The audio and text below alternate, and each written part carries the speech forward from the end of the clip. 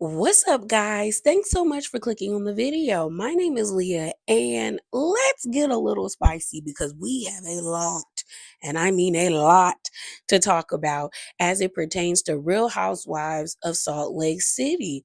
So let's get into it.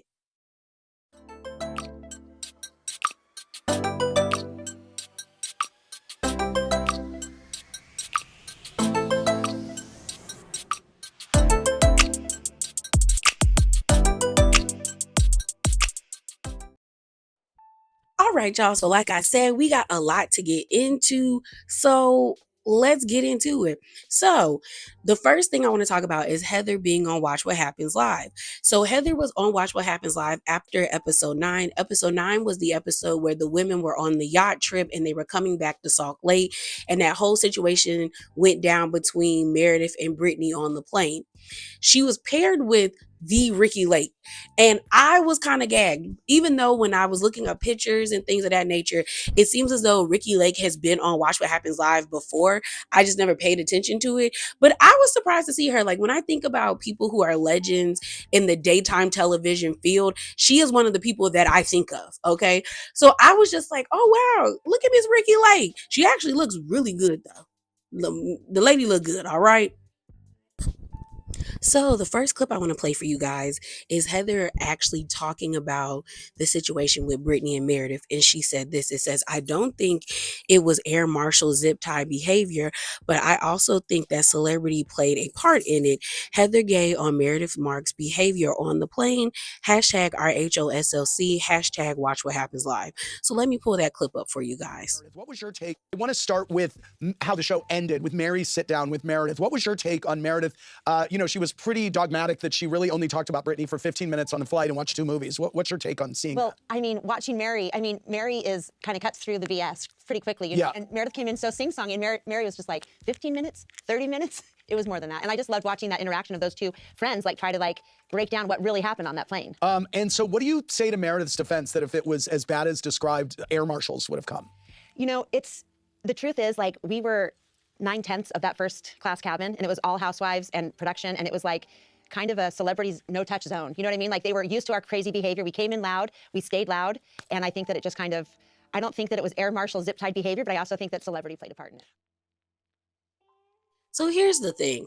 I'm not really buying what Heather is selling because to say that it wasn't Air Marshal zip tie kind of behavior to me contradicts the way that they were trying to sell or explain to us what Meredith did.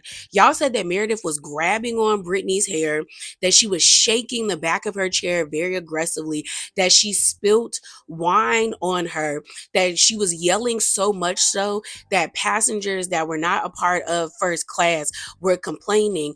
And I'm like, to me, once you cause a ruckus on an airplane, that is when the flight attendants or the air marshals get involved. Like I told my friend when I was explaining to her what went down with Portia in the Delta flight, I was like, girl, the plane is a flying library. Like you have to be quiet. Like that is plane etiquette. Like we are all trained and taught that you whisper or you speak very at like monotone or at a very low tone on the plane. Like you don't like make a bunch of noise. That's why people don't like when they see babies because they're afraid that there's going to be a crying baby on the plane the entire plane ride, you know? So I'm just like, if Meredith was doing all of that, I definitely think no matter if people deem her a celebrity or not, they would have yoked that lady up. And I'm still surprised that we did not get any footage from people who weren't sitting in first class. Like, you're telling me that all of first class was production and none of the producers pulled out their phones, which makes me feel like if they do have footage, it was not as bad as they're trying to make it seem, and they're probably going to save it for the reunion. And if we don't see it at the reunion or they legit do not have this footage, there needs to be a team meeting because this should not be a storyline if y'all ain't got no footage. Okay. So the next clip I want to play for you guys is about Heather and Captain Jason. So it says this: did they Did they or didn't they? Will they? Won't they? Heather Gay speaks on Captain Jason.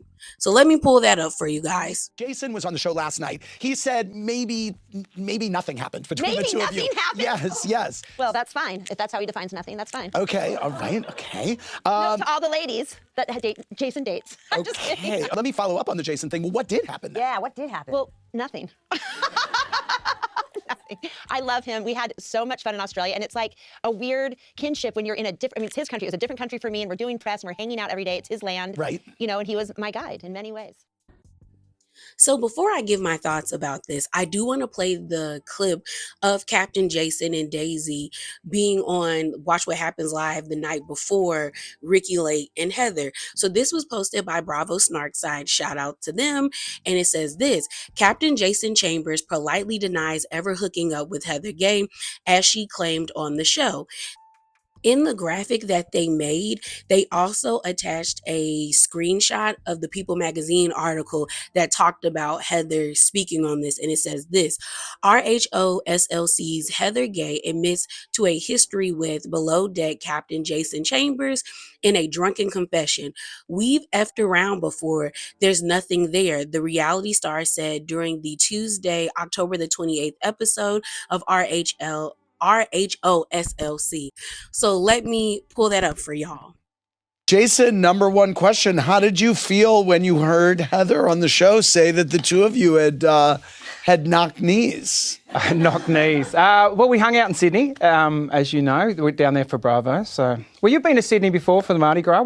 What's in Sydney stays in Sydney, you know. So you saying you're saying it's true? No, it's not true. But yeah, It's not true. But you.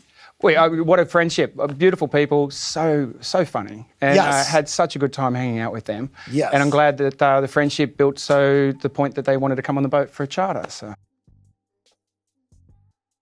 And this is why I thought it was extremely desperate and embarrassing for Heather to tell Brittany, like, oh yeah, we effed around, but there's nothing there.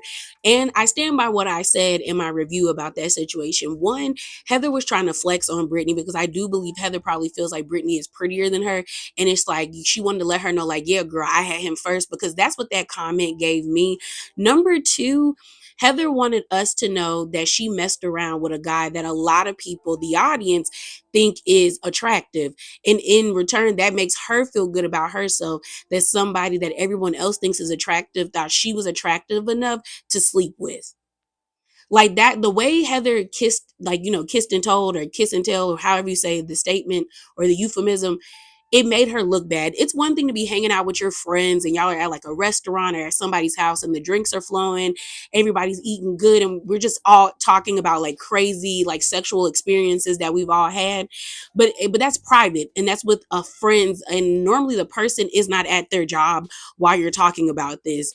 But the way that Heather does it or did it, it made her look bad, because the whole entire time she was at BravoCon, each interviewer were asking her about Captain Jason, and she had to keep saying, well, he's my friend and we're friends. And now you have Captain Jason on Watch What Happens Live saying, what stays in Sydney stays in Sydney. Like being very, and I appreciate that he's not like dogging her out or saying like, flat out no, or being disrespectful, because he could be. And that has made him a lot more likable to a lot more people who watch Below Deck. And even for me, I don't watch Below Deck, but I do like the way that he's handling this situation. It shows his character. But Heather just looked lame. Like, that's why you don't do that type of stuff. If you're not attached to that person, or we have not seen you and that person go on a couple of dates, or like, there's heavy flirting, you do not go around saying, yeah, F that person. That makes you look bad. So the next clip I want to play for you guys is Heather talking about Lisa and the receipts she says she has. So it says this: Heather Gay says she has the receipts of Lisa Barlow's alleged involvement in the leak or leaks. So let me pull that clip up for you guys. Conversation. Number one question for you, besides the Jason conversation, when you confronted Lisa about being behind leaks about the cast and the media, did you have proof, or was it just a buildup of circumstance? No. Absolute receipts, proof, timeline, screenshots. Oh my God. Oh, really? Yeah. And we discussed that on the raft. We've discussed that at length. And like, it's not important. What's important is that we evolve and move on, and like no longer try to like build ourselves up by taking each other down. Okay. And have you gotten to that place? We'll see after the reunion. Yeah, okay. Right. This is a weird statement to me from Heather. And the reason why I say that is, what do you mean you have proof that Lisa is the leak? But that's not what's important. What's important is that we know as a group, this is not the way we tear each other down.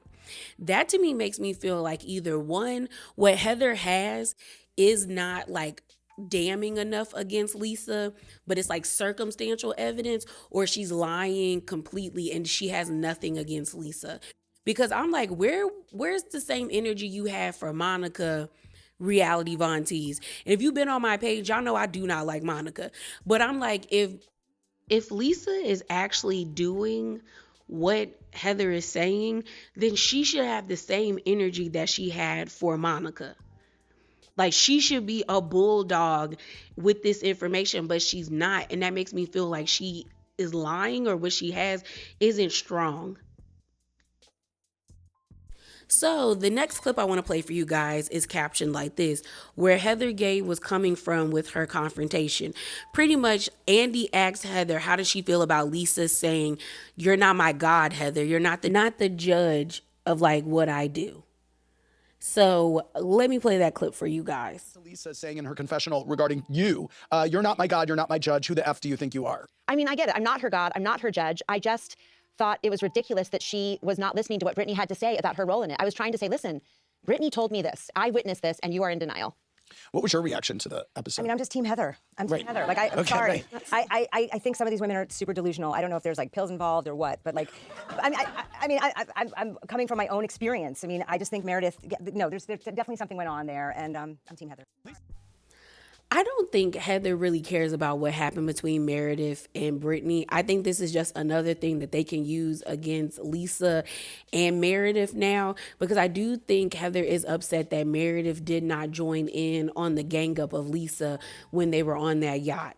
Like, she felt some type of way that Meredith was like, girl, this was a conversation y'all pulled me into. I didn't start this with you.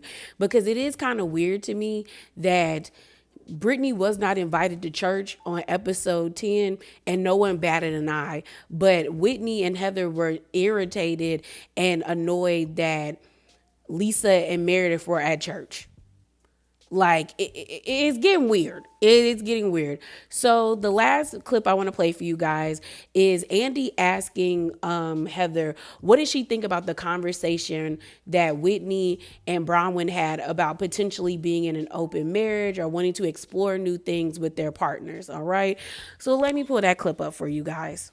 Bronwyn shows up, there's another accusation or admission about something that's going on with Todd. Tonight, it was that Todd was seen on a plane looking at pictures with other women. It's interesting watching Bronwyn's take it all in and her response to it. What is your take on it all? My take on it all is like, what is your relationship with Todd? Is it open marriage and I picked a girl for you to make out with and I did this? Or is it like, I love him, he's my person, I'm monogamous? I don't really understand. It feels like it flip-flops a lot and Swift. I mean, the truth is, I'm not that deeply invested in her relationship with Todd. I'm invested in the stories that she tells us about him and if they're true or not. I actually can give Heather credit here for this one, because I will agree, it does feel like Bronwyn is kind of flip-floppy when it comes to her relationship with Todd. Like, the conversation she had with Whitney on episode 9. Yes, a lot of people were gagged because the women were being transparent to a certain degree, but it wasn't gag worthy to me, if I'm being honest. I was like, okay, this is cute.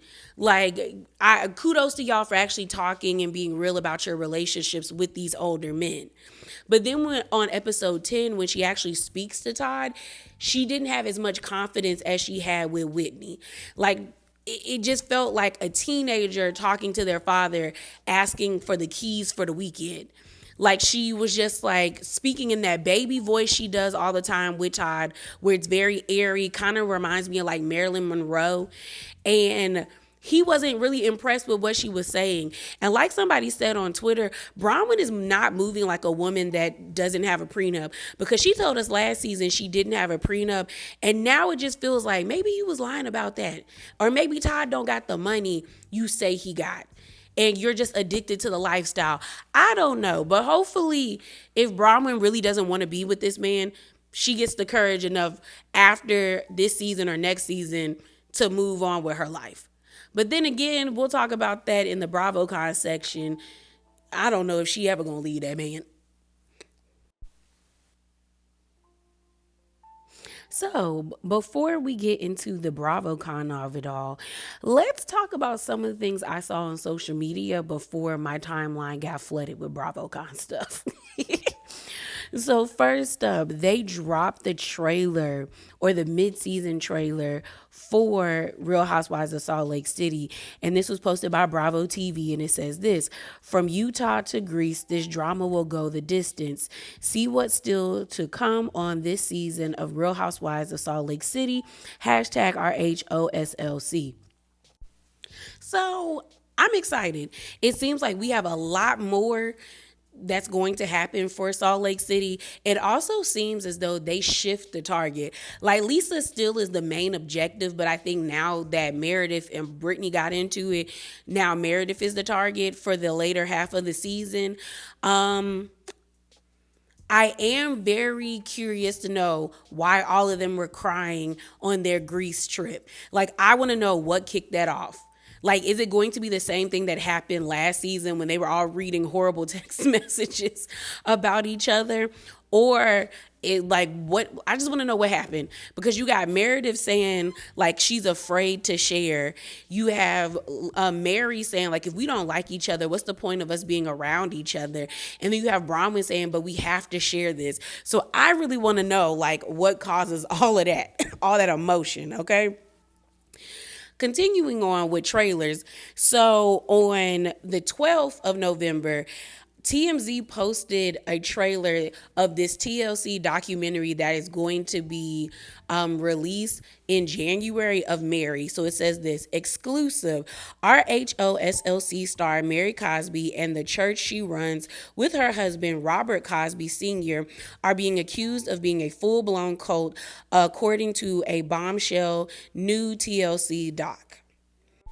So I might watch this documentary. Y'all know, or if you don't know, I have a series on my channel called Oh, Have Y'all Seen?, where I talk about different documentaries that I have watched. I review them, we discuss them, and I might watch it and maybe review it. I will say this though, I have mixed feelings about some of the commentary I have been seeing, especially by non-Black people, that makes me not want to review this, because granted, you could feel like the practices that Mary has is cultish. But finding out that that church was Pentecostal, I said a lot of the behavior tracks. It really does. As someone who grew up Baptist, and part of my family is also Pentecostal, and I went to middle school and elementary school with a few girls and boys that grew up Pentecostal, the behavior makes sense now. It really does. It really does. Good people. It's just that like their practice of Christianity is very strict. Like it is very like they have different rules. Like I remember one of my friends, she was really cool. I hope she's doing well, because we lost touch after middle school because she went to a different high school. But her and her sister were really sweet. She wore jean skirts. Like they were not allowed to wear pants to school or wear pants in general. And even when we were in PE, she had to wear a skirt. Like she was not allowed to wear the shorts. And I remember asking her why, and she explained it to me. And I was like, oh, what's your religion? And she said Pentecostal. And I said, I said, my family, I have family members. When we go to church with them, I have to put on a skirt. So I was like, okay, I get it. I get it. And that's not to say there's not an abuse of power happening in Mary's church, and some of the behavior could be cultish. It just feels icky seeing non-Black people critique Black churches, when I have yet to see a lot of them critique the Mormon church, which we see doing a lot of damage to the women on this show. So moving on, let's get into a few tweets and Instagram posts by Meredith and Lisa. So on the night of episode 9, Meredith tweeted this out: once a liar, always a liar. And I feel like that was a shot at multiple people. Like it was at Angie, because Meredith says Angie has been lying on her for the past 2 years. I feel like it was at Heather and Whitney, because Meredith feels like they've lied on her. Now it's at Brittany, So then continuing with Meredith, if you don't know, which I already talked about on my channel, check it out. I did the drama video on All things happening down at the airport. Mia's arrest, Portia being detained by the FBI, Lisa and Julia from Real Housewives of Miami getting into it at baggage claim. Check out that video. But this was posted by All True Tea. Meredith posted this on Twitter where she said, interesting. And this was posted on November the 18th. And it was basically page 6 talking about what happened with Portia and her getting escorted off of the plane by the FBI. So then a user by the name of So Nasty So Rude said, Portia is going to get you next, queen. Stay safe. And Meredith responded back to this person by saying, Portia is a victim here. She did nothing wrong. So Meredith was basically using Portia's situation to give an example of, y'all were saying I was doing all this erratic and aggressive and unhinged behavior, but when we landed, nothing happened to me. Now, I've seen some people being like, well, what about Meredith is a white woman, white privilege? And I mean, that could be slightly the case, but I'm going to be honest. If Meredith was being that violent, the way they're describing it, I don't think that would have saved her. I really don't. Because girl, you shaking people's chairs, you're screaming so much that the people in the cabin behind y'all are upset and complaining to the flight attendants. You're pulling her hair. Girl, white privilege is not going to save you from acting that unhinged on a plane. She would have gotten detained. Or they would have detained her the moment the plane had landed. Like I said, I definitely think something went down, but I do feel like they're exaggerating. I feel like Meredith was probably crying, and maybe she raised her voice and she was talking very poorly about Brittany. But I do not believe that she was grabbing that girl by the head. I don't. And I mean, I'm willing to eat crow if there is body cam footage and they drop, well, not body cam footage, but cell phone footage, and they drop it at the reunion and we do see Meredith doing it. But right now, I do not believe Angie, Whitney, Heather, or Brittany. So Lisa also has some things to say on her Instagram and on Twitter as well. The first thing she said on Twitter was, no, you're trying to change my reality. Go back to sleep. That was a shot at Heather when they sat down at the end of episode 9 to speak about what happened on the plane. Then she said, okay, this is getting ridiculous, once Heather pretty much started to accuse her of being the problem. So on Lisa's Insta story, she reposted somebody else and said this. It was I think this was a thread. I think it is thread. Someone's by the name of Chellbro 1024 said this episode is insane. How is Lisa to blame at all for this? WTF is Heather talking about? Why are Bronwyn and Whitney acting like people want their decrepit husbands? What planet am I on? Hashtag cuckoo town. Now, why they husbands got to be decrepit? I was like, Lisa, why did you post this? But she got a point. Why is Heather blaming her for Meredith's actions? So next, I want to talk about Mary Cosby's fan page. Now, I've referenced them on my page before, especially when it comes to Real Housewives of Salt Lake City reviews and content, because most of the time the stuff that they post is pretty factual, but sometimes it's not. So, you got to take everything with a grain of salt. Now, months ago, before the season premiered, Mary Cosby's fan page was hosting a Twitter Spaces.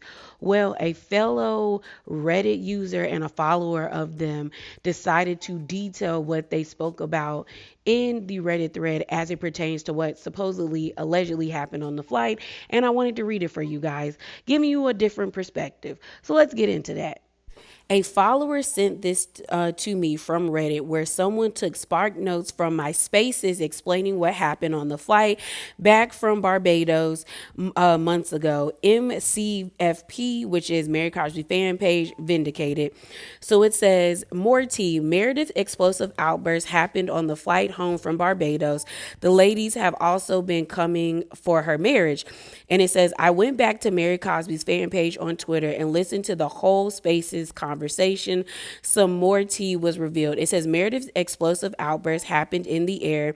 They were flying first class when suddenly Meredith went off on Brittany, doing something harmless to her because it happened in the air on the way home. He thinks it wasn't filmed. RHOSLC never films the ladies when they return home. MCFP doesn't deny that Meredith became violent on the flight, so telling. He mentions something about her throwing a glass of wine on Brittany on the flight. You can tell that something more happened on the flight that he doesn't want to share. He didn't say in one of his tweets. Oh no, it says he did say in one of his tweets that M was also screaming at some of the ladies on the flight. The outburst was so bad that Brittany is still very traumatized. Says the producers and cast were just shocked. He says multiple times that the cast and producers never see Meredith act like this. Says the ladies are not supporting B, as in Brittany, because they like her more, but because Meredith went too far. He says the ladies and Bravo were legit shocked over Meredith's behavior.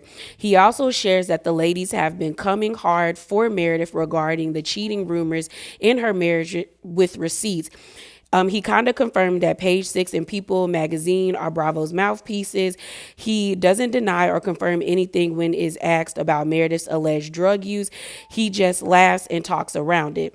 And then they post the source of his spaces, and they said, edit, the word on the street. Twitter claims Whitney, Angie, Heather are the ones who are coming hard for Meredith's marriage. Apparently Whitney and A, which is Angie, wanted to film with Seth's mistress and create some scenes with her and Meredith. So I just wanted to give you guys, like I said early on, more information, different perspectives, stuff that I see online that I thought was interesting. There's another video I want to play for you where a TikTok user by the name of Triple Ange had a different perspective about this whole situation with Meredith and Brittany. But what I will say is, again, I feel like if Meredith was being that violent, no matter if she had white privilege or celebrity status, I just feel like somebody would have like tackled her to the ground and hogtied her. And the fact that nobody volunteered to move Brittany to the opposite side of the plane also makes me feel like it wasn't that bad if y'all didn't feel the need to move. But let me play this TikTok. Allegedly. Okay, Meredith Marks was in an Ambien coma, 100%. Tell me how I know? Because I was in my 20s in the aughts. And for a little bit, there was this fad where you would take some Ambien, pound a couple drinks immediately afterwards. It had to be immediately afterwards and very quickly. And you would go into this weird kind of vegetative but conscious state. Not conscious to you, but anyone that saw you or talked with you would swear that you were there. Swear that you were having a lucid conversation, you weren't slurring your words, you weren't drunk, you could take walks. I remember me and my friend would go into our local bar, go get food, and have zero recollection in the morning. We once got ordained as ministers online and found out in the morning. We had no memory of it. Completely to anyone else conscious. Meredith Marks had a flight to catch. She popped an Ambien because she was stressed. She probably had a couple glasses of wine with Lisa, and she Ambien comed. It wasn't on purpose. I think she absolutely has zero recollection about what happened. The way she's defending herself is even more than usual. It's called she doesn't remember anything, and she's horrified. That's it. I'll go to my grave on this one.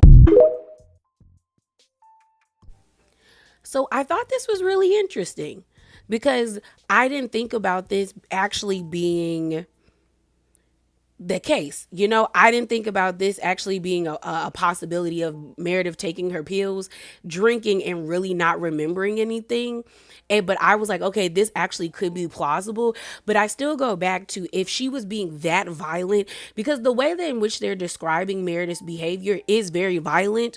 Like, you're wasting wine on somebody, you're pulling them by the hair, you're shaking their chair, supposedly you broke a glass and all this stuff.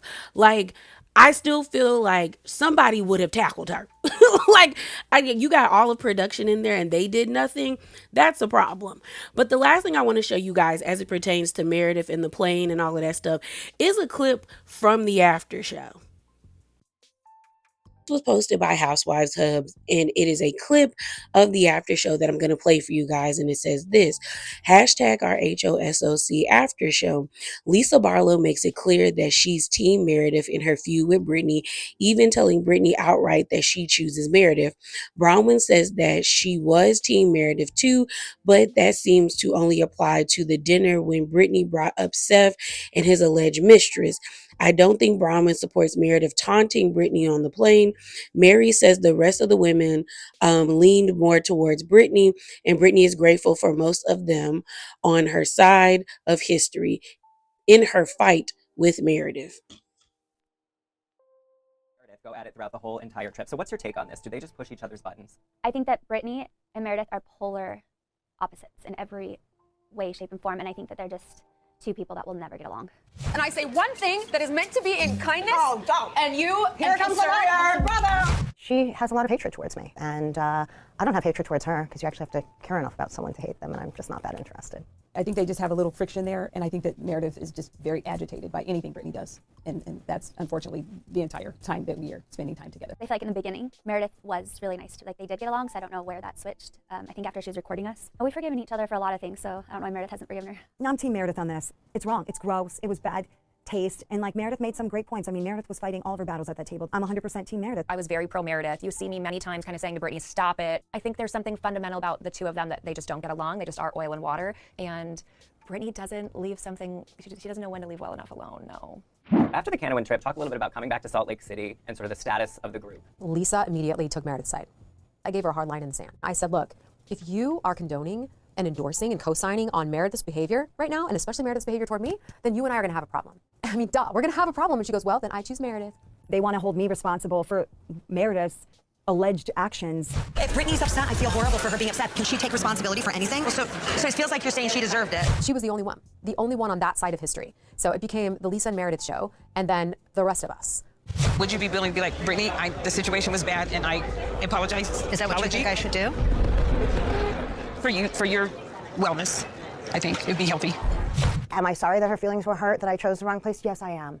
But that's it. I'm not sorry for what I said, because it's all true. I think we all sided with Brittany a little bit. We felt like Meredith was in the wrong of this. And so when we got back, we all still felt that Brittany deserved an apology and Meredith should not have behaved in the way she did. You know, the last thing we did on the boat together was kind of throw that unicorn over. And sometimes I worry that I kind of pulled that pin from that grenade that ultimately goes off between Meredith and Brittany. It was like trying to pick up a shattered snow globe, like literally trying to pick up glass and put it back together. I have definitely gone too far before in an argument, and I'm willing to say, if it really truly hurts you, if you can tell me that this is devastating in our relationship, then I need to apologize. I need to recalibrate. And I think maybe that's where things go off the rails with Meredith and everyone, is that she doesn't feel like she needed to recalibrate there. I feel really fortunate, blessed, thankful, grateful, whatever you want to call it, to have everyone else on my side. So it is clear we know who is on whose side.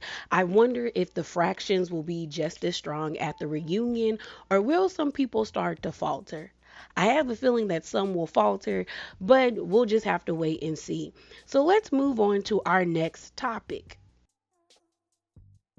So I thought we could go right into BravoCon, but I forgot about this unfortunate story that I saw during BravoCon that I wanted to talk about. So this was posted by Starcasm. I used to talk about them all the time when I did my reviews for Love After Lockup and Life After Lockup. If you're into that type of stuff or that show or that series, they always got the tea on everybody, okay?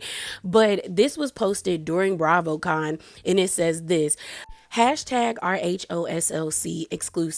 Mary Cosby's son, Robert Cosby Jr., was arrested on Sunday for allegedly violating his wife's protection order, smashing her mother's car window, biting an officer, and more. Plus more details on his September arrest, and it says at TMZ, at People Magazine. And the screenshot that they post, it actually shows that he was arrested on November the 9th, which was the Sunday before BravoCon, or the week before BravoCon. This is sad news to me, because I think the last time someone asked Mary about this on camera, she said that he was doing better, but clearly he's relapsed and he's not doing well. And he's getting increasingly more violent, because one, why does your wife have a protection order against you? And two, is she sober? Because we saw her. Three, why are you busting out her mom's car windows? Like, what is that about?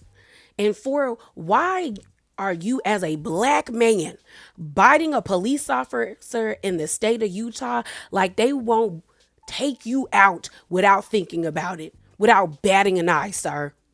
He got to get help. He needs to be in like a 6-month rehab program with some intensive therapy. Like, I know Mary wants to keep saying give it to God. And as someone who does believe in God, you still got to do the work. You do. Like they say, faith without work is dead. You still got to work. He has to want it. And that's what watching Intervention as a kid taught me, is that it doesn't matter how much you love somebody, how much you support them. When addiction has a hold on them, they have to be the ones that relinquishes it. They have to be the ones that want the help. And he's still fairly young. I think he's like 23 or 24, but he's been doing drugs since he was in high school. That alters your brain. And so I'm hoping eventually he will hit his rock bottom and they put him in a 6-month rehab program with intensive therapy, because that is what he needs. Therapy, rehab, and maybe he just need to move out of Utah. He need a new environment, because this ain't it. This is not it. I just hope he get better. I really do. All right, y'all. So let's get into BravoCon. All right. We got a lot to get into, so buckle up. Okay.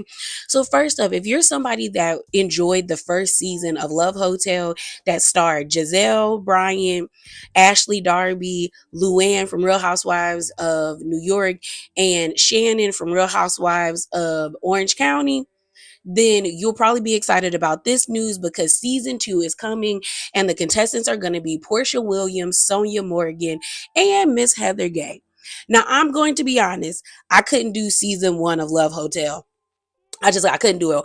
I saw a clip of Ashley kissing on a man that was twice her age, and it made my stomach turn. And I said, I can't. I said, was there nobody on this cast that was around her age that she would have picked? Like, no, ma'am. No, ma'am. But on top of that, it felt fake. It did not feel like these women were genuinely going to the Love Hotel to find love.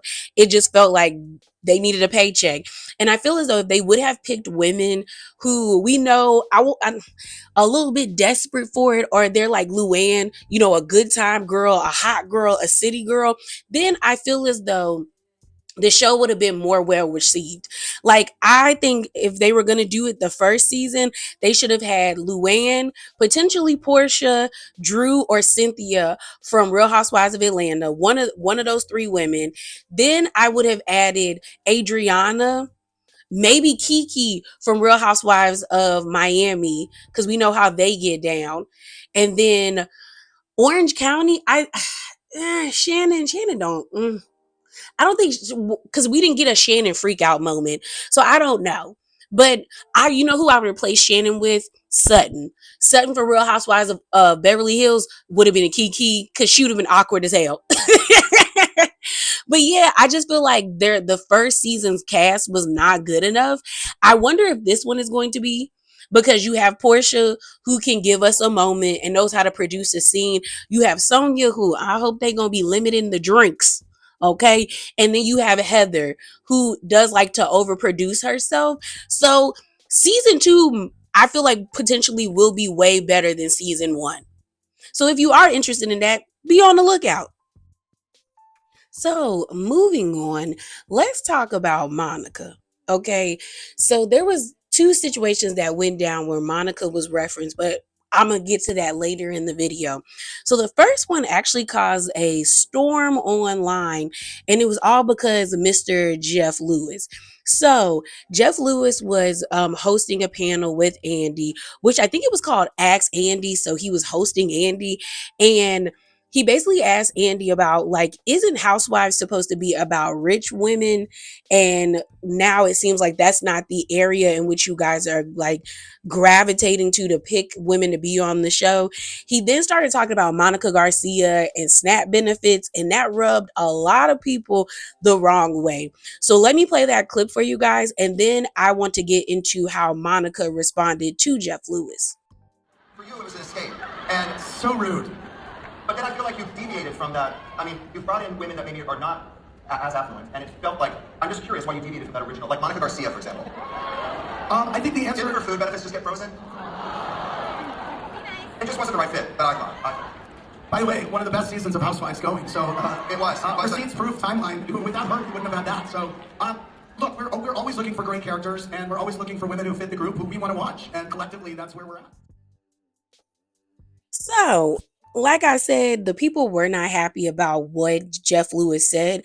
Monica ended up responding back to him, and shouts out to Queens of Bravo. They quote tweeted a tweet that they said about the situation, detailing what Jeff Lewis said. And then I guess Monica saw it. She screenshotted what they said and put it in her Insta story. So Queens of Bravo said this: Jeff Lewis just said, didn't Monica Garcia's food benefits just get frozen? Andy was not a fan of the comment and said, We wouldn't have gotten such a great season without her. And then Queens of Bravo said, period, hashtag RHOSLC. So Monica said this in her Insta story.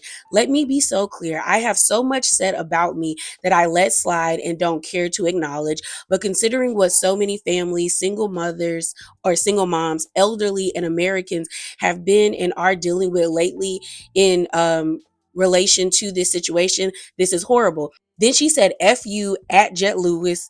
And then she said, you're effing trash for this elitist, entitled, privileged prick. So it took Jeff about like a day to realize what he said rubbed a lot of people the wrong way. And so he came out and apologized. So let me tell y'all what he said. So this is coming from Reality T, and it says this: Jeff Lewis apologizes after joking Monica Garcia had food benefits frozen. And so it goes on to say over 150 Bravo celebrities attended BravoCon, and unsurprisingly, it was Jeff Lewis who made the grossest comment of the weekend. Yeah, which is true. Okay. So let me get to the part where he apologizes. It says this. It says, during the first day of BravoCon, Jeff kicked off things with the Ask Andy Q&A. Their dynamic felt awkward from the moment they walked out on stage. We're not sure if there was the pressure of BravoCon or some underlying issues, but their normally fiery banter crossed over into cringy territory. I will admit, some of the clips I did see, I was like, ooh, they might not be cool for real, for real. It says one of the most uncomfortable moments happened when Jeff stated criticizing the Real Housewives franchise. He said that Andy and the producers deviated too far from the formula by casting women who weren't as affluent. So I'm going to skip around and just get to the apologies. So it says this: if you watch the Ask Andy panel on Peacock, you'll see the editor scrub the food stamp comment from the record. That suggests that the offhanded comment didn't land well with the folks in charge. Meanwhile, Jeff told US Weekly that he thought he killed it at the panel, but apologized to Andy for taking things too far. He says, I have apologized. Look, I know this guy. We've known each other for 18 years. He vents and looks. I sincerely did apologize. Jeff continued. Now I got to give him time to cool off. My experience with him, he'll get back to me in 1 to 2 weeks. That wasn't an apology, and Jeff Lewis could have kept that. Even though I got what he was saying, like he said he took it too far, and he should have made a sincere statement and a sincere apology. First, he should have apologized directly towards Monica and then to the audience. And I say this as someone who does not like Monica. Like, I'm glad she is not on our HOSLC, and I hope she don't come back. But I do not think it's right, whether the lady was on food stamps or is on food stamps, that she should have been shamed in such a way. It also shows how out of touch Jeff Lewis is, because at the end of the day, people were terrified for November the 1st to hit because they thought they were going to lose their benefits and because they were trying to figure out how they were going to feed themselves and their families. So he should have sincerely apologized, because it was a nasty statement. And again, she had every right to call that man anything but a child of God. When it comes to what he was saying, like I said, I got what he was saying. Like, housewives used to be about the lifestyles of like rich, eccentric women married to rich men. Like, we were supposed to be looking or peeking behind the gate. And I don't like that they try to like pick women who are relatable, because we get what's happening now where girls are going to jail for scamming, for larceny, okay, insurance fraud. I want people to have the money, have the lifestyle, because that's why I watched this show. But again, what he said was disgusting, and he deserves all the backlash. So moving on from that, let's get into the different panels that were happening during BravoCon. Now, I'm going to be honest, I didn't hear too many great things about the Real Housewives of Salt Lake City panel. The panel that I saw most people talking about and discussing was Real Housewives of Potomac and Real Housewives of Atlanta. I heard that Real Housewives of Beverly Hills, their panel was boring as hell. And then Salt Lake City was okay, but people were disappointed because they did not talk about the season. The host actually said that they weren't going to discuss the season. And in my mind, if they weren't going to discuss the season, then what was the point of them having a panel? But the first thing I saw about Real Housewives of Salt Lake City came from Rodney the Voice. He posted a tweet, and then next thing you know, I saw a clip of what he was talking about. So let's get into his tweet. So Rodney was talking about Brittany, and it says this: girl, Jared and her daughter are at BravoCon. Jared is in the audience. They put the camera on him. He was met with some grunts from the audience. My God, today. So let me play that clip for you guys. To see Mr. Jared Osmond. Jared, stand up!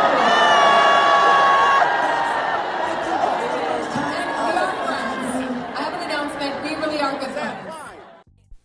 So this is hilarious to me, and the main reason why is not because they were booing Jared, but it's the simple fact that I saw a video before I saw Rodney's tweet in the clip of, the audience booing and, jeering at Jared.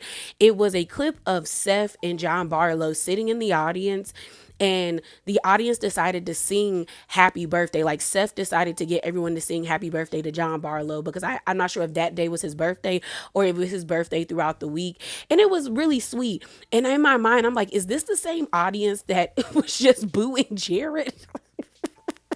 Like, what a flip. But yeah, I mean, he deserves those boos, and Brittany deserves boos as well. I'm not gonna lie, a lot of grace that I have for her, like I had last season, has really left me once I found out this season, shouts out to Sutton's Roller, that she was a 54 and the oldest on the cast. It's like when you're younger, you can kind of sidestep like whimsy. Like, I kind of find Brittany before all of this very whimsical, and I was like, okay, she just living. But finding out that she's 54, actually seeing Olivia, her daughter, who is 19, and then her sister is 23, it's like, you've been discarding your children for so long. I assumed her kids were like maybe 14 and 15, but no, they're 19 and 23. So, and this was filmed last year, so that means they're 20 and 24. And it's just like, yeah, Brittany, this is not a good look. And in that scene of them in the park breaking up, I said, girl, what in the ghetto hallmark is this shit? I can't take Brittany. She's so unserious. It's annoying now. So, continuing on with the panel, we got to get into one of the moments that really got everybody going, other than people booing Jared, was Bronwyn basically getting Brittany together. So it says, Bronwyn says she made Brittany relevant. Hashtag RHOSLC, hashtag BravoCon. So let me pull that clip up for you guys. I just didn't understand it. I didn't see the vision. You didn't see the vision. It was 150 years old. It was vintage. It looked. Well, I do have to say that Bronwyn, right now, I love your costume. And it's fashion. Brittany, It's couture. It's couture. Brittany, baby, I'm so glad I made you relevant, giving you that little joke. And I'll eat it as much as you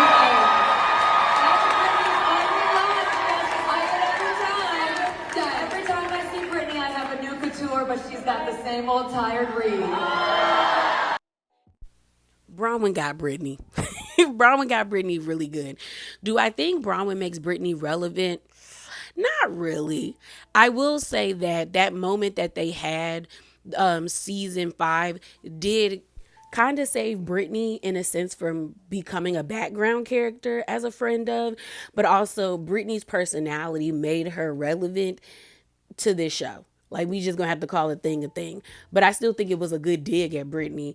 It also proves my point that I have about that group, which is Heather, Whitney, Angie, Bronwyn, and Brittany, that Bronwyn and Angie don't really like Brittany. Brittany is just a means to an end so that they can, use her against Lisa and Meredith. Because to me, if they were really close the way that Bronwyn tried to say it was on Watch What Happens Live, that they were like cool, I don't think she would be so quick to like go at her like that. Even though Brittany started it by calling her outfit a costume, I thought it was like a pretty harmless like moment, but Bronwyn was like, she got her. Like, she took it further. So it just makes me feel like y'all don't really like that lady. Y'all just using her. But I guess Brittany, I don't think Brittany's dumb, and I think she knows that. So it is what it is. So the next panels I want to talk about are referencing Bronwyn on a different panel and Angie on a different panel. So what I mean by a different panel is it wasn't the whole entire cast of Salt Lake City. It was other Bravo celebrities filtered in. So this was posted by Housewife Hub, and it says this: Bronwyn treats Lisa the way she wants to be treated, but if Lisa goes too far, Bronwyn says she will go to the damn moon. And she also talks about Lisa digging up information on her and leaking things. Hashtag BravoCon. So let me pull up that clip for you guys. Actually, who brought me the least joy? I bet if I just asked you guys, you could all tell me. Actually, that sounded kind of mixed. Okay, so I don't think any of them bring me the least joy. I think they brought me, this is gonna sound like I'm on a Miss America pageant, but they brought me the biggest opportunity to figure myself out, okay? I've learned this season, I'll quote something from the show. I told one of the ladies as we were apologizing to each other, are we following who I'm talking about? Okay. That I didn't want to be uncomfortable with her anymore. I wanted to walk into a room and feel like we weren't always gonna argue. Clearly, I'm not going to get that from her, so I've learned to be comfortable with my own behavior. I treat her the way I want to be treated until she goes too far, and then I'll go to the goddamn moon. Thank you. So I wonder how the season's going to continue, because we know that Lisa, when they were on the yacht, basically says she just wants to be in a neutral place with Bronwyn. So I wonder if they are going to continue fighting, because when they showed the mid-season trailer, we didn't see any arguments between Lisa and Bronwyn, more so Bronwyn and Heather. So that will be interesting. I am looking forward to the reunion, because I wonder what's that going to be like. Like, is Lisa going to have better reads? Is she going to be prepared? Or is Bronwyn going to, clear her the entire reunion? So moving on, let's talk about Angie. So this gained a lot of traction, and y'all know before we got into BravoCon, I told y'all we're going to be hearing about Monica twice, and this is where it happens. So Angie was on this panel. I think it was called like Read About It or something like that. I don't know. Phaedra was on the stage. So was Emily from OC. Like, it was different Bravo celebrities. And Angie was asked like who she would want back to the show, Monica or Jen Shah, and her response really like surprised a lot of people. So this is also coming from Housewife Hub, and this is what they said as the title of their graphic. It says, Angie picking Jen Shah over Monica to return to the show. Her reasoning: Jen has redeeming qualities. She's funny, and that's why she was good at her job. Because she could solicit anyone. She could make anyone fall in love with her, an 80-year-old, a librarian. So let me play that clip of Angie saying this. Jen Shah or Monica Garcia? Hey, that's really easy for me. And you may or may not like this, but Jen at least was fun and funny and had redeeming qualities. That's how much I don't like Monica. Dang. The redeeming qualities being... She's funny. Okay. And that's why she was good at her job, because she could solicit anyone. Yeah, anyone. She could make anyone fall in love with her. An 80-year-old, a librarian, a 10-year-old. Like everybody loved her. Everybody loved her because she was fun and funny. I can't say the same for the other one. Okay. So that is who Angie says she wanted back, which was Jen Shah. Monica saw this and didn't take too kindly to it. So she reposted in her Insta story a screenshot of the Housewife Hub saying Angie would bring back Jen Shah over Monica Garcia, hashtag BravoCon. So Monica wrote over it saying, I get it. Jen's getting out soon, so she's got to start kissing her ass now. She says, I hope Angie gets exactly what she's asking for. So this was posted on Sunday, which was like, okay, kind of funny. But then on Friday, it was reported by People Magazine, shouts out to Gibson John, because he posted this, that Jen Shah is getting out on December the 10th. Like, girl, what? It says Jen Shah is going to be released from prison on December the 10th in 19 days after serving 2.5 years of her 6.5-year sentence, per at People, hashtag RHOSLC. So when this news broke, Monica went back to her Insta stories and she quote tweeted a page called The Bravo TV is Life, where it says Jen Shah will now be released from prison on December the 10th. And she posted, Angie, you're welcome. My prayers for you have been answered. I really do hope Andy holds to his word and really stands on business about not letting Jen Shah back, because I do not want to see her on this show. The show has actually been way more enjoyable with her not there. Like, she sucks the life out of everything. Everything, bro. Like, and I remember watching the first season being like, okay, she wants to be the alpha of the group. She wants to be the breakout star. I'll let it pass. But then seasons 2 and 3, even though I didn't really watch season 2, I was watching clips of season 3 on Instagram, but like, it was too much. It was too much. And to me also, the fact that she harmed the elderly says a lot about her. To me, people who harm children, animals, and elderly people, those three demographics are very vulnerable. They either don't have the strength to fight you back, or they don't have the vocabulary or the ability to speak, to stand up for themselves. And there's something about that I don't want her back. I don't. And I know I've seen people compare her to Karen and how, well, everyone's happy about Karen. I think the difference is, for me, and I'm just speaking for me, is one, yes, Karen deserved to go to jail. She deserved to sit in that county jail for 6 months and really think about her behavior and her actions, because to be 62 and be on your fourth DUI shows that you have a problem with alcoholism, and you're an alcoholic. You're an alcoholic, ma'am. But to me, because we have been changing our language around addiction, we know that addiction is a disease, that your brain becomes chemically dependent on that substance.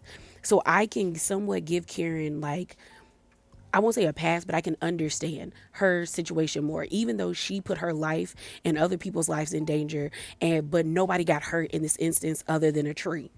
Whereas we know that Jen Shah has victims. We know that she intentionally robbed and stole from elderly people. I don't want to see her back on this show, bro. I don't want to see her. All right, y'all, let's get into some interviews, okay? So let's start off with Bronwyn, all right? So when we talked about Bronwyn doing her panels, a part of the tweet that Housewife Hub posted, there was also a clip where Bronwyn was talking about Lisa digging up information and leaking things. And so I wanted to play that clip for you guys, all right? Then I have another clip of Bronwyn speaking to Deadline, I think it's Deadline, okay? So let's pull up the first clip first. Lawrence has a couple Oscars. What could I tell her? I mean, I don't know. Here's the thing. I think Lisa uses very specific wording to say, I didn't leak it, I didn't dig it up. But there's a lot around that. Does she, inspire in others the want to look into our backgrounds versus hers, or to push a narrative that's not friendly to some of us when we argue with her? I do think when the women say it's not that shocking that when you fight with Lisa, you have to contend with such a hard thing in the press always, it does feel, I'm not a statistics major, but it feels unlikely that everybody who goes up against Lisa in some capacity, all of a sudden this like cold tea from 15 years ago about me comes out. I mean, the case that I was involved in was sealed, so it was somebody who knew before it was sealed that I had been a part of that, who encouraged a Twitter personality to go looking that direction. How else would you go looking that direction? We're picking up what you're putting down. Yeah. So do I have with me today a receipts timeline proof screenshot? No, but I hear Heather has some. She said so on Watch What Happens Live, so maybe I'm not Lisa's biggest op anymore. You can definitely tell that Bronwyn was enjoying herself during BravoCon and feeling her zhuzh. Like, I do not think if Todd told her it's Bravo or it's me that she would pick Todd. I do not think, because you could tell that she was so, she was really enjoying herself, doing interviews, being on panels, and having everyone wanting to know your opinions and wanting to see you has to be thrilling and very intoxicating. But it was just funny to see how much she was so animated in interviews that I was like, Rama, you feeling yourself. Again, I feel like them wanting to push this narrative on Lisa about digging. I told y'all this before. I do believe Lisa digs. I do believe she talks to bloggers, but they all do that. And I think the proof that Heather says she has is not really proof. Because again, I go back to her statement to Ricky Lake and Andy saying, well, I told her we had proof, receipt, screenshots, but that's not important. What's important is we realize we don't, tear each other down in that way. And like I said, that makes me feel like what Heather has is not strong, it's circumstantial, or she lying and she ain't got nothing. So if I was Bronwyn, I wouldn't be relying on Heather. Also, I wouldn't be getting that chummy with Heather because Heather don't really like you, girl.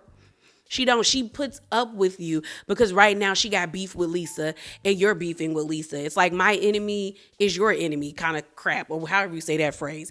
So the next clip I want to play for you of Bronwyn is her again talking about Lisa. It says, Bronwyn Newport on her issues with Lisa Barlow. I think I just know who she is and it's probably not going to work for me at this point, but she seems like she has a lot of issues with me and God bless her. I hope she recovers from that soon. Hashtag RHOSLC, hashtag BravoCon. So let me pull that clip up for you guys. You know, I don't know that I have any more issues with Lisa. I think I just know who she is, and it's probably not going to work for me at this point. But she seems like she has lots of issues with me, and God bless her. You know, I hope she recovers from that soon. So I hope Bronwyn keeps this same energy when she's in Lisa's presence. And I'm also wondering if the group is going to be as strong come time for the reunion. Like, I'm excited for Salt Lake City's reunion, and normally not so much other than season 4 with Monica on it. But last season, I felt like they had a 10 out of 10 season. And then they ruined it with the reunion and it brought it down to like a 9. Because they lost a point because it was like, why is the reunion like mid? Like, y'all had such a great season. Like, why is the reunion mid? So I'm excited. So the next interview clip I want to play for you as it pertains to Bronwyn is her being asked about where her relationship stands with Todd. And her response was really interesting to me. So let me bring that clip up for you guys. Todd and I are in a better place. I think it's interesting. I'm learning to stand up a little bit more for myself. And what's funny is that Todd's the one who encourages that. He's like, don't let these friends do X to you. And I'm like, okay. Yes. But that same muscle that I'm learning to exercise with them can also be exercised with you. And I don't know if he thought that was coming. And it's a new dynamic for me to be like, okay, but also you've disrespected me in a way that we need to talk about. And I have to give Todd a lot of credit for your partner to all of a sudden say they want something different or want to renegotiate how you speak to each other is a big ask. And I think he's... I don't want to say you can't teach an old dog new tricks and call my own husband old, but he is an old dog, so we're teaching him those new tricks slowly, okay? Does he let you eat the maraschino cherry? Oh my gosh, since that episode, I'm going to drown in maraschino cherries. I'm so grateful. Yes. Actually, earlier today, I was doing a little Bravo fan moment, and Larsa brought me an entire cocktail glass of maraschino cherries, and she was like, girl, you should have every cherry you want, always and forever. Oh so everyone's looking out for me. I'm going to die under a mountain of cherries one day. As you should. So it doesn't really look like Bronwyn's going anywhere when it comes to her relationship with Todd. I don't know if she's saying this to save face, but I will be honest. I hate that for her because although Bronwyn, I go back and forth with her because she do know how to get the girls together at times.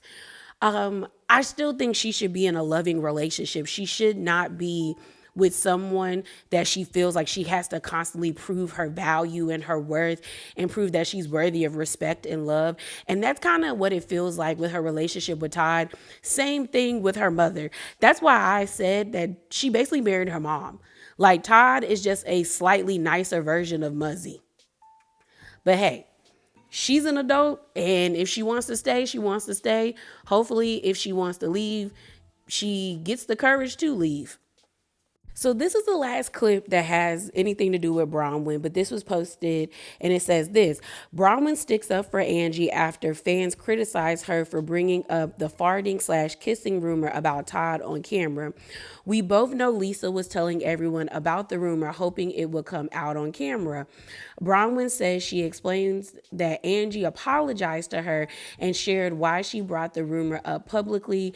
Basically, Angie wanted to call out Lisa in front of the group to teach her that you can't lie about your friends. Angie calls Bronwyn a good sport. So let me play that clip for you guys. Nice to talk about. The other fart story is with Todd. And by the way, I want to confirm that's not true, just to be clear. It was more my point of just saying, it's not nice to talk about people's families. Yeah. And she said she didn't. I like to call people out to them. And I used it as a moment of a learning opportunity. I did that with my daughter, and I thought it was a perfect learning opportunity that we don't lie about our friends. And I want to stand up for Ange for a second. I know a lot of people have said Angie brought that to camera. She mentioned at the table in front of everybody. Is that worse than Lisa saying it privately in a gossip session? And I want to be really clear. We both know that Lisa was telling everyone, hoping it would come to camera. And what you didn't get to see, IG apologized to me and said exactly that. Yeah. That she was trying to make a moment out of calling Lisa out in front of a group to be supportive, not trying to embarrass me. And it did embarrass me. Yeah, but it was also an important moment that we knew we're all aligned on what we were seeing. So it's not Angie's fault. Bronwyn's a great sport, and I want to confirm that was not true. We all knew it wasn't true. It was something that she had said to multiple people at that table. And for me, I would have loved for someone to say, when they talked about rumors, it's not true. So I said that. I know it's not true. I feel bad that I said it, but it was more to say, you know what? We have to find a different way to move forward in the group. You were trying to be a true friend. It just came out a little sideways. But the mid-season trailer, we know stuff is coming with Todd and his feelings about this group and your marriage.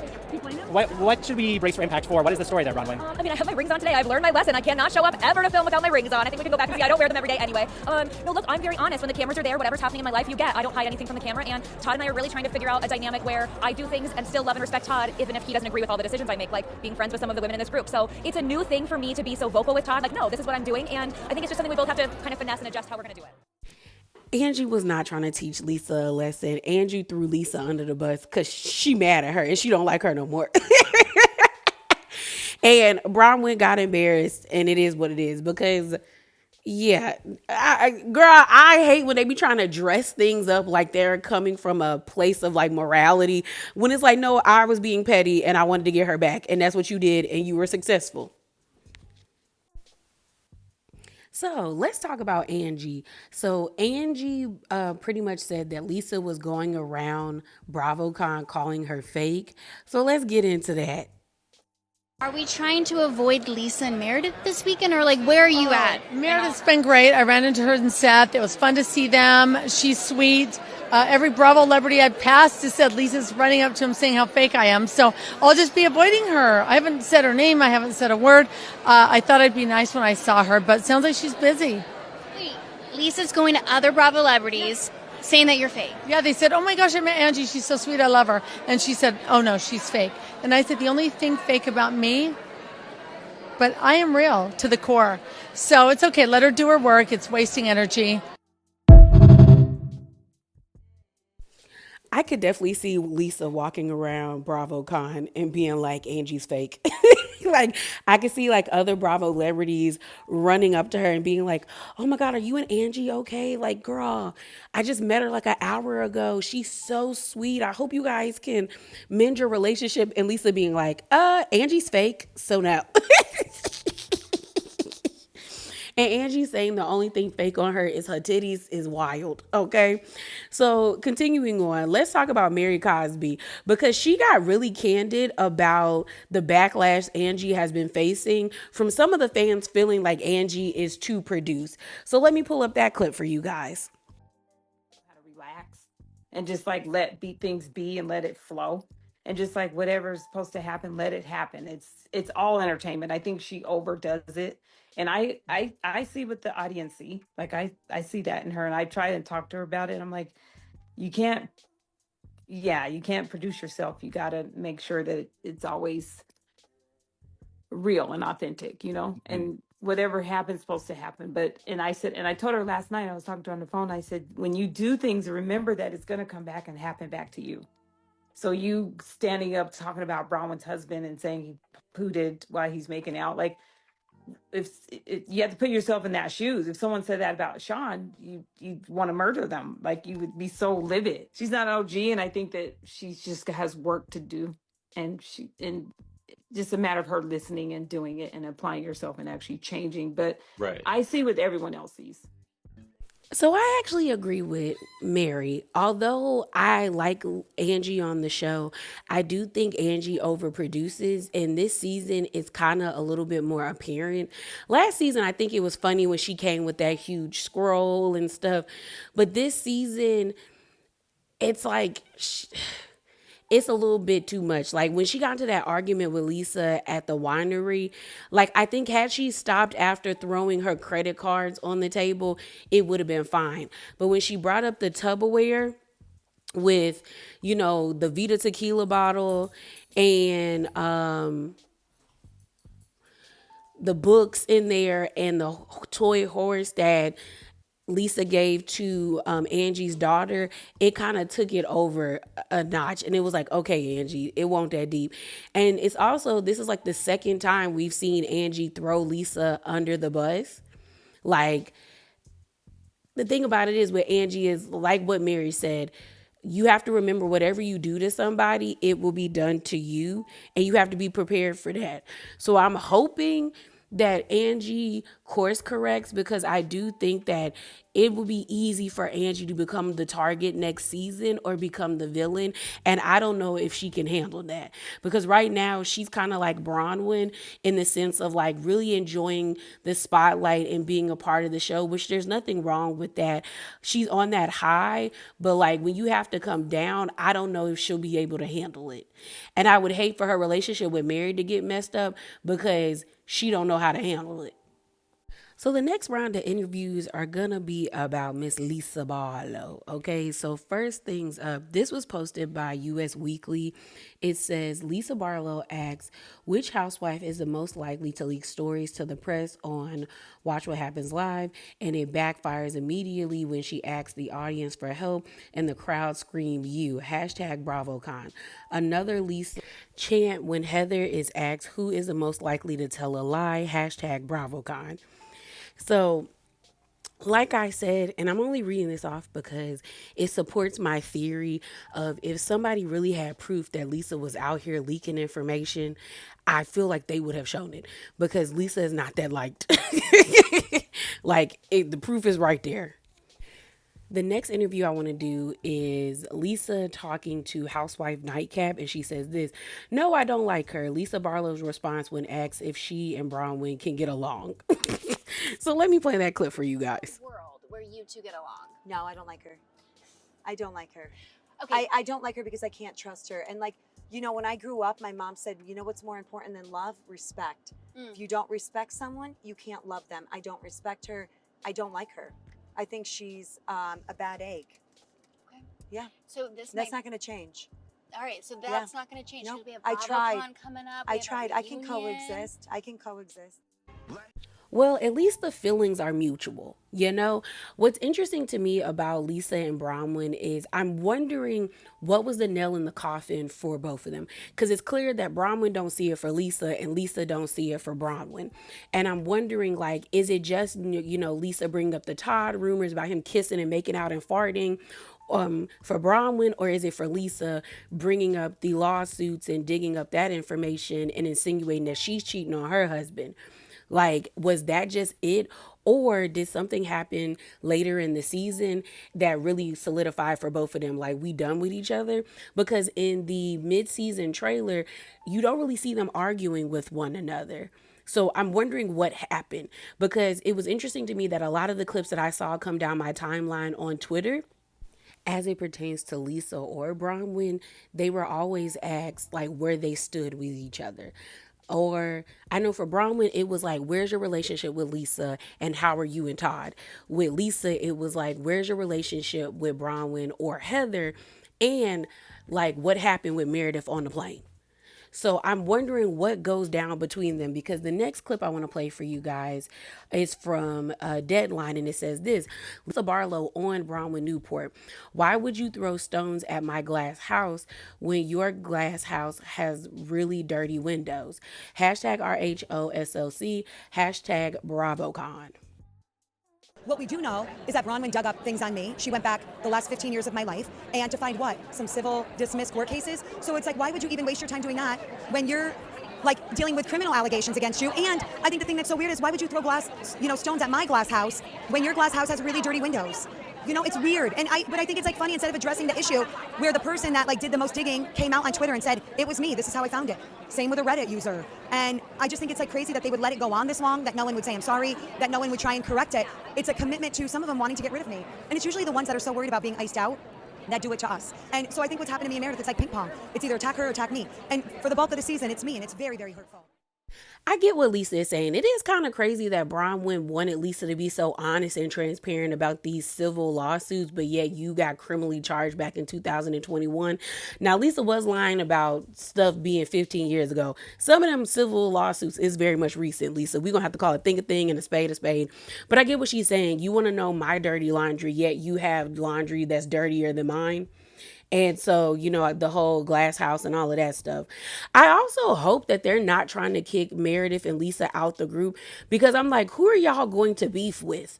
Because if you think about it, Angie, Heather, Bronwyn, and Whitney, and now Brittany are all like in cahoots together going against Meredith and Lisa, and Mary is in the middle, but she probably leans more to the other side, but she's in the middle because she's still cool with Meredith. If Lisa and Meredith left the show, I do believe they would all turn on each other. And I feel like next season, they're going to have to shift who they want to be the target or the issue, because each season can't be Lisa. It can't be, because that's going to get old very quickly for a lot of people. And I can see Heather and Whitney ganging up on Angie or ganging up on Bronwyn. Like, it would be easy for them to gang up on Angie now that they know that fans believe and feel like Angie overproduces herself.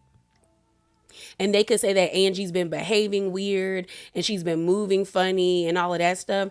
It would be easy for them to gang up on Bronwyn with this whole Todd storyline, because Heather is already kind of setting the stage, in my opinion, by saying that it's like, we don't know. Are you monogamous? Are you not monogamous? Like, she's flip-flopping. So I could see that being an issue for Heather and her using that against Bronwyn, because I don't genuinely think Heather likes Bronwyn. I think she's only cool with Bronwyn this season, or for right now, because Heather is very narrow, like very like focused on sticking everything to Lisa and taking her down.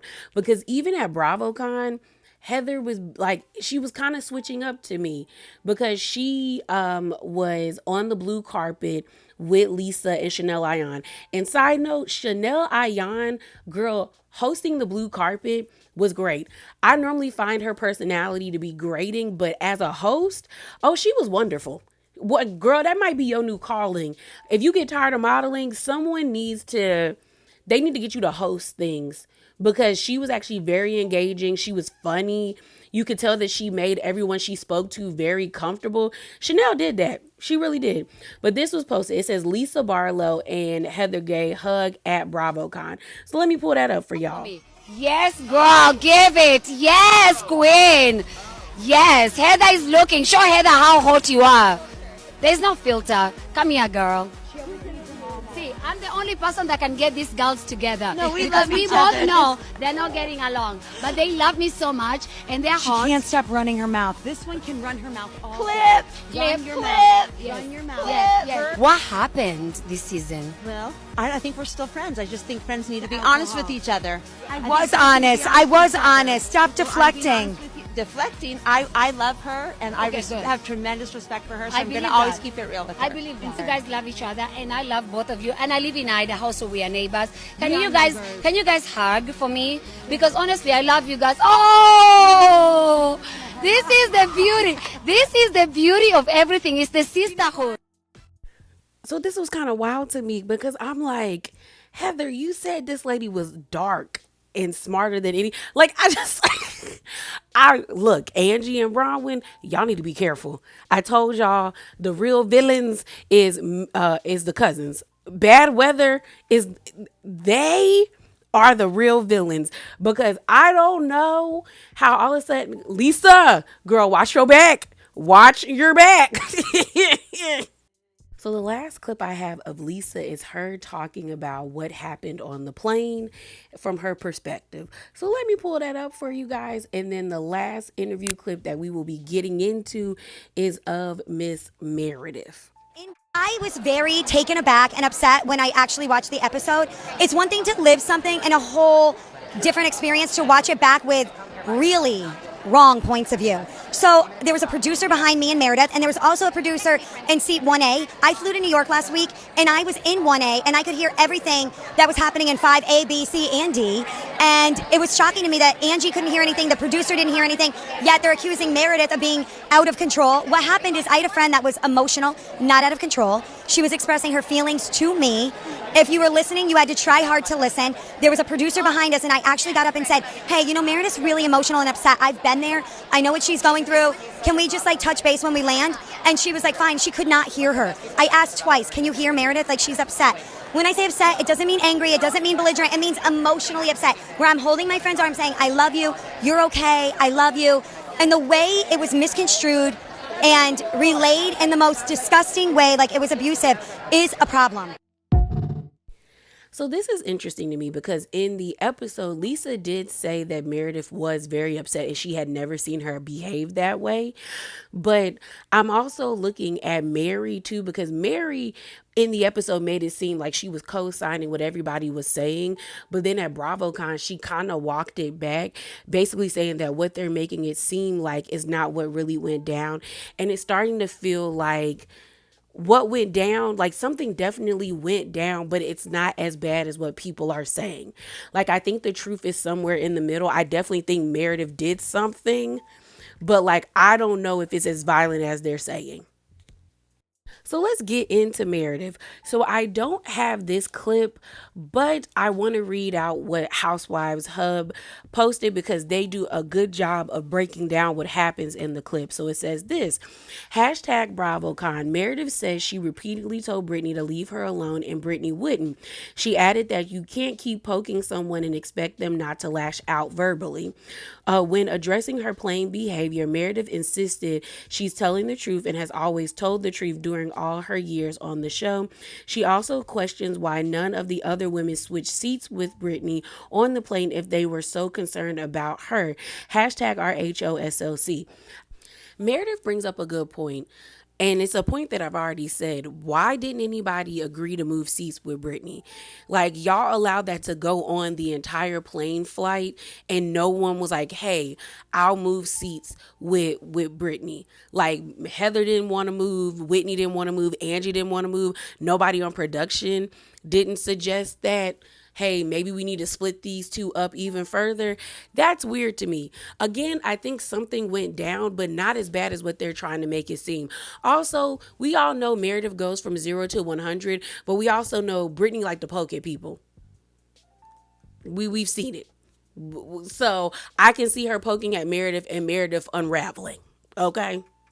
And the last clip I have for you guys is from Deadline, and it says this: Meredith Marks teases RHOSLC reunion after feeling several co-stars lied about her. I have receipts and proof, videos as well. We'll see if it goes there. Hashtag BravoCon, and then it says read all of this, and then it was a link to BravoCon news. So let me pull up that clip for you guys. I mean, if you just look at history within our group, there are several women who have continually lied about me, and it's been proven every time over and over that they do this. I don't know why. They don't like me or whatever it may be, but this has been an attempted takedown for years. Just go back to Bermuda. Like, same story, different time. The reunion should be exciting then. I think our reunion will be spectacular because, you know, I have plenty to say that I've held in, and I do have receipts, proof, videos as well. We'll see if it goes there. I hope it go there because I feel like Meredith being a lawyer, she's not going to produce receipts unless they're actually like credible receipts, and I'm here for them, all right? And I mean, she's not wrong. The girls do lie on Meredith. They tried to say she was the one that called the FBI on Jen Shah. They tried to say that she was the one when they were in Bermuda spreading the Sean is gay rumors. Lo and behold, that was Monica, and she never called the FBI. So like, Meredith does have a point. So I hope it go there because I want to see the receipts she got. Okay. But that is all I have for you guys. As always, remember to be bravely authentic. If you made it this far, I appreciate you. Please give my video a thumbs up. Please comment down below and subscribe to the channel. And I'm out, y'all. Deuces.